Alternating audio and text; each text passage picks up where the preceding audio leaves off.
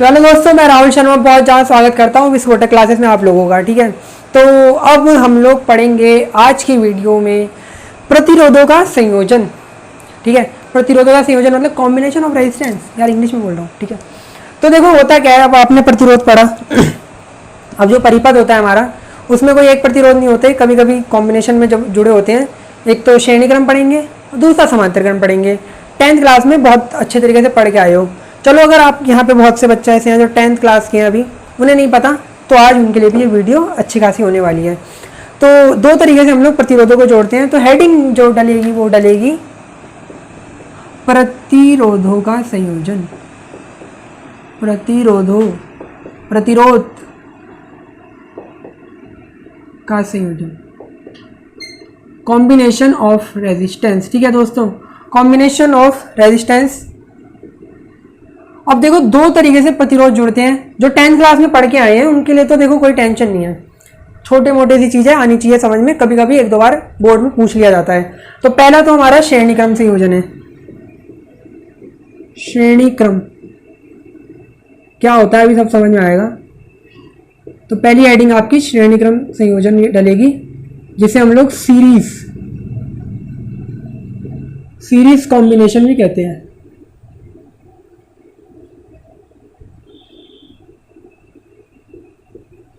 ठीक है, series combination या श्रेणी क्रम संयोजन कहते हैं हम लोग। अब ये क्या चीज है, मतलब देखो इसमें होता क्या है, अभी परिपथ बना के दिखा रहा हूं, रुक तो जाओ भाई। सबसे पहले हम क्या करेंगे, रेड पेन लेंगे और बनाएंगे डायग्राम। देखो मान लो हमारे पास सुंदर सा एक परिपथ है जिसमें कुछ बहुत ही बेहतरीन से ये प्रतिरोध जुड़े हुए हैं। प्रतिरोध पता है ना क्या होता है? नहीं देखी वीडियो तो जाके प्रतिरोध की वीडियो देख के आओ पहले यार, तभी मजा आएगा। क्योंकि पिछले की चीजें समझ में अच्छी आनी चाहिए, तभी फिर आगे करने में अच्छा ज्यादा रहता है। ये हमने बैटरी लगाई और ये अपने पास एक अच्छा सा परिपथ बनाया जिसमें हमने 3 प्रतिरोध लिए, R1, R2 और R3 के, और V वोल्ट की एक बैटरी लगाई। ठीक है, आपको एक परिपथ दिया या मैंने बनाया डेरिवेशन करने के लिए, इसमें 3 प्रतिरोध R1, R2, R3 लिए, इसे कुछ इस क्रम में जोड़ा और इसको श्रेणी क्रम बोलते हैं। ठीक है, यानी कि जब पहले प्रतिरोध का दूसरा सिरा, ठीक है, ये बहुत ओल्ड सी परिभाषा है, इसलिए देखो बोलते में भी बड़ा दिमाग खराब होता है और कंफ्यूजन भी होती है बच्चों की, लेकिन है बहुत ईजी। मतलब श्रेणी क्रम होता क्या है, आप ये समझो। श्रेणी क्रम जब भी हम किसी दो प्रतिरोधों को, 3 प्रतिरोध, 4, 2 या 2 से ज्यादा प्रतिरोध, इनको इस तरीके से जोड़ते हैं कि उनके बीच विद्युत धारा का मार्ग केवल एक ही बना रहे। ठीक है, बहुत सिंपल लैंग्वेज है। दूसरी लैंग्वेज में समझा सकता था, जो ज्यादातर ट्यूशन में लिखवाया जाता है, तो वो बड़ी ओल्ड सी लैंग्वेज है और फिर यहाँ आपको समझना है। ठीक है, आपको रटना नहीं है कि होता क्या है श्रेणी क्रम। अगर आपको न्यूमेरिकल करना है तो आपको इसी लैंग्वेज से चलना पड़ेगा ना, वो वाली लैंग्वेज तो इतनी सही नहीं रहती है और बच्चा उससे देखता भी नहीं है। देखो यहाँ 3 प्रतिरोध लिए और ध्यान से देखना, अब ये बैटरी है, बैटरी ने आई एम्पियर की धारा यहां से निकाली, उसे कुछ नहीं पता, उसमें बैटरी का काम है बस धारा देना। उसने आई एम्पियर की धारा दी, ये आई एम्पियर की धारा यहां तक गई, इधर आई आई एम्पियर की धारा। अब यही आई एम्पियर की धारा R1 प्रतिरोध पे जाएगी, R2 पे जाएगी और I3 पे। तो जब ऐसी कंडीशन आए, ठीक है, कि धारा का मार्ग केवल एक ही रहे और सभी प्रतिरोधों में वही धारा आपको जाती हुई नजर आए, I1 जो भी आई आपने ली, ठीक है, तो ऐसे प्रतिरोधों के जोड़ने को श्रेणी क्रम कहेंगे। समझ आई बात? जब भी विद्युत धारा के मार्ग में केवल और केवल एक ही मार्ग नजर आए आपको विद्युत धारा का, प्रतिरोधों के लिए, देखो इसमें भी आई धारा, इसमें भी आई धारा, इसमें भी आई धारा, एक से ज्यादा मार्ग है ही नहीं, तो ऐसे प्रतिरोधों के जोड़ने को श्रेणी क्रम कहते हैं। क्लियर? या सिंपल तरीके से कहो कि जिनके प्रतिरोधों की तार एक साथ जुड़ी हुई है, बीच में कोई और रास्ता ही नहीं है। कोई रास्ता नजर आ रहा है इन दोनों प्रतिरोधों के बीच? नहीं, डायरेक्ट जुड़ी हुई। कोई रास्ता नजर आ रहा है? डायरेक्ट जुड़ी हुई। इन तीनों की डायरेक्ट जुड़ी हुई है, तो उसे श्रेणी क्रम कहते हैं हम लोग। ठीक है, तो आपको ये बात समझ आई। अब ध्यान से देखो, नोट करने वाली 2 चीजें हैं। नंबर फर्स्ट चीज कि श्रेणी क्रम में यानी कि सीरीज कॉम्बिनेशन में विद्युत धारा का मान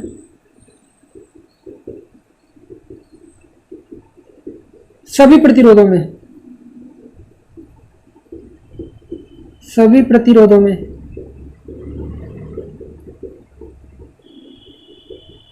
समान रहता है।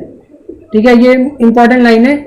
यानी कि अगर आपको पता चला कि सारे के सारे प्रतिरोध श्रेणी क्रम में है तो सभी में विद्युत धारा का मान एक जैसे ही रहेगा। देखो यहां साफ पता चल रहा है आप लोगों को, इसने आई एम्पियर की धारा दी, यहां तक गई, यहां आई, R1 पे आई एम्पियर की धारा, R2 में भी आई एम्पियर की धारा। भाई देखो कोई रास्ता ही नहीं है ना, आई एम्पियर की धारा सीधा जाए जा रही है, इसमें भी आई एम्पियर, इसमें भी आई एम्पियर, और वापस भी अब यहाँ पे आई एम्पियर की धारा आएगी और अब इधर से इधर चली जाएगी। सर्किट में ये चलता रहेगा। तो श्रेणी क्रम में सबसे पहला पॉइंट, सभी प्रतिरोधों में विद्युत धारा का मान समान रहता है। ठीक है, पहला पॉइंट ये हो गया। सेकंड पॉइंट, विभवांतर,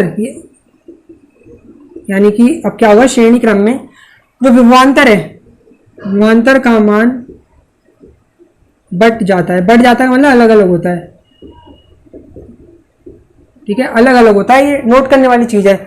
श्रेणी क्रम में विद्युत धारा का मान एक जैसा रहेगा, पता चल गया आपको। विभवांतर का मान अलग अलग होगा। देखो ये जरूरी नहीं है कि विभवांतर का मान बटे हमेशा, ये समझने वाली चीज है। देखो विभवांतर निकालते कैसे हैं, V बराबर, अगर ओम के नियम को देखो, V बराबर IR, ये तो फॉर्मूला होता है विभवांतर निकालने का। ठीक है, अब यहां से अगर मैं इस वाली चीज के लिए देखूं तो V1 बराबर क्या करूंगा, IR1, अरे I धारा जा रही है और R1 प्रतिरोध। सेम V2 करूंगा तो I धारा, इसमें भी R2 प्रतिरोध। V3 करूंगा I धारा और R3 प्रतिरोध। तो आप ध्यान से देखो इन चीज को, क्या आपको मान एक जैसे नजर आ रहे हैं? नहीं आ रहे नजर। क्यों? R1 R2 R3 के मान तो अलग अलग है, I का मान तो सेम है, लेकिन R1 R2 R3 के मान की जब गुणा करूंगा तो तीनों अलग अलग मान देंगे, इसलिए V1 V2 V3 बोला। यानी कि वोल्टेज बढ़ गई, लेकिन जरूरी नहीं है कि वोल्टेज बढ़े। देखो अगर मैं सारे प्रतिरोधक क्या कर लूं, सेम ले लूं, R, ये भी R, ये भी R, ये भी R, तो V1 का मान भी I इंटू R, इसका मान भी I into R, I into R, यानी कि विभवांतर भी क्या होगा, फिर सेम रहेगा। यानी कि अगर आप प्रतिरोध सेम लो, सारे प्रतिरोध एक जैसे, तो विद्युत धारा का मार्ग तो समान रहेगा, बल्कि विद्युत विभवांतर का मान भी उनके लिए समान रहेगा। ठीक है, तो ये बताना आपको था कि जरूरी नहीं है कि कभी किसी ने पूछ लिया कि हमेशा रहेगा, तो हमेशा नहीं रहेगा। ठीक है, तो यहाँ पे अब मैं कर देता हूं। तो ये बात समझ आ गई आप लोगों को कि विभवांतर के मान बटेंगे इस तरीके से और धारा का मान समान रहेगा। तो ये श्रेणी क्रम की कुछ चीज थी। क्लियर?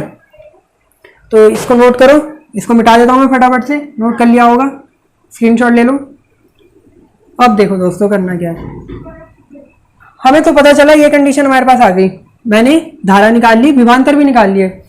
देखो टोटल विभवांतर कितना लगा हुआ था उसके अंदर, V वोल्ट का विभवांतर लगा हुआ था, जो जाके 3 भागों में बढ़ गया, V1 V2 V3। अरे बैटरी आपने V वोल्ट की लगाई, लेकिन वो प्रतिरोधों में 3 जगह बढ़ गई। रियलिटी में जब जोड़ोगे तो V वोल्ट से निकल के आएगा जो टोटल लगाया था। ठीक है, ये इसे इक्वेशन 1 बना लिया हमने, समीकरण नंबर 1। अब क्या करेंगे, हमने मान लिया इस पूरे की जगह 3 प्रतिरोध नहीं है, केवल एक प्रतिरोध है, यानी कि तुल्य प्रतिरोध R। बैटरी आपके अभी भी वही लगी पड़ी है, ऊंचे लेवल क्वालिटी की, बेहतरीन, मतलब मजा ही आ जाए। धारा अभी भी वो आई देगा। बैटरी को ये नहीं पता होता, देखो पहले बता रहा हूं मैं, बैटरी को मतलब नहीं है कि वो श्रेणी क्रम में जुड़े हुए हैं, प्रतिरोध समांतर क्रम में जुड़े हुए हैं। वो ये देखता है उनका तुल्य कितना है, वो उसके हिसाब से धारा अपनी भेज देता है।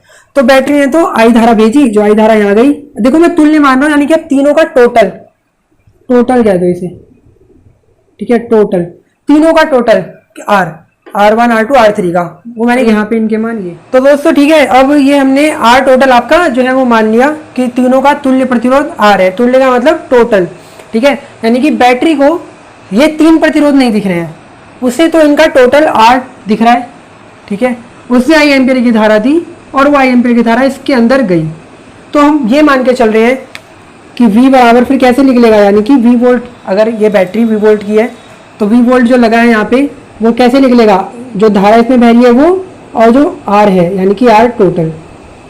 तो कुछ ये चीज निकल के आएगी। अब हम क्या करेंगे, समीकरण 1 में सबके मान रख देंगे, मतलब आसानी से। ठीक है, V बराबर मैंने क्या माना, I इंटू R टोटल। और V1 V3 का मान तो डायरेक्ट यहाँ ही लिख रखा है मैंने, तो इसे भी यहाँ पे दिखा देता हूँ। चलो IR1, V2 का मान IR2 और V3 का मान IR3। ठीक है, इस पूरी चीज़ को समीकरण नंबर 2 मान के समीकरण 2 का मान 1 में रख देता हूँ। तो V की जगह IR टोटल और इनकी जगह IR1 plus IR2 plus IR3। ठीक है, और अगर आगे जो भी होगा वो करते रहेंगे, ऐसे ही जोड़ देंगे। देखो I सब में कॉमन आ रहा है तो I से I कट जाएगा, तो बचेगा R टोटल बराबर R1 R2 प्लस R3।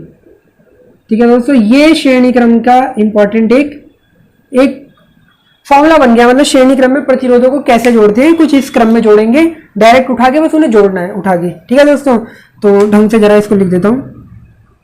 तो इंपॉर्टेंट चीज थी, तो श्रेणी क्रम में आपको ये दिखाया जाएगा। तो 12th वाले हैं उनके लिए कोई मुश्किल नहीं है, ये पढ़ के आ रखे हैं 10th में ये सब, तो बहुत इंपॉर्टेंट है, लेकिन आना चाहिए आप लोगों को। अगली वीडियो में बात करेंगे समांतर क्रम वाले की। ठीक है, तो इसको देखो और वीडियो को ज़्यादा शेयर करो, करना है करो, नहीं करना मत करो यार, लेकिन देखो। ठीक है, थैंक यू।